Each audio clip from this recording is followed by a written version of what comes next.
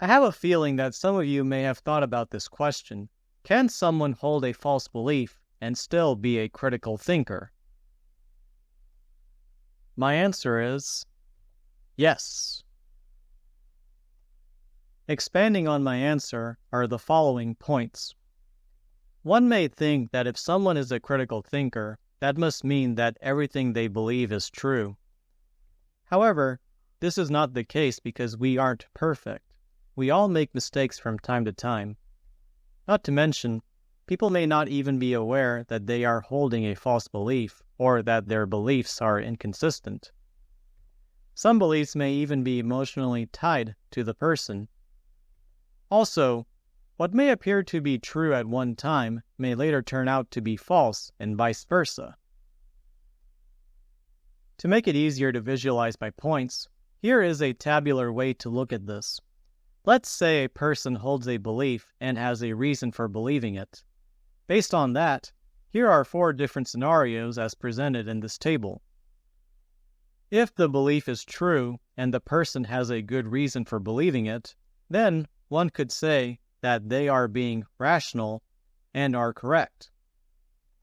If the belief is false, but the person has a good reason for believing it, then one could say that they are being rational but are incorrect.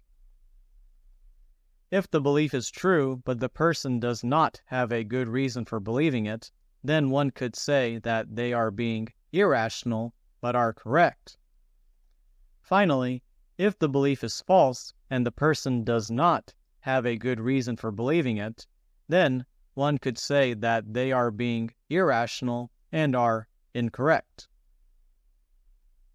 Now, what does this mean and not mean? This doesn't mean that you should be completely carefree of whether or not you are believing something false. This doesn't mean that you should put aside critical thinking when convenient for you to preserve existing beliefs.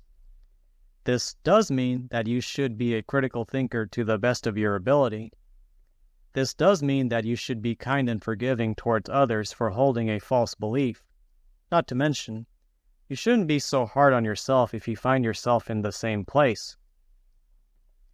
Finally, this does mean that you should develop a high degree of intellectual humility and not be attached to a particular belief to make it easier to adjust your beliefs accordingly. You may be wrong about something, and the person whom you are saying is wrong is actually right. Don't you want to believe as many true things and as few false things?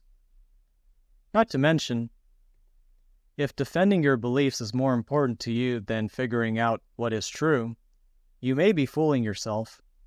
I don't think you want to do that, now do you? After all, you can avoid reality, but you cannot avoid the consequences of avoiding reality. With all that said, please remember to do your best to take care and think critically.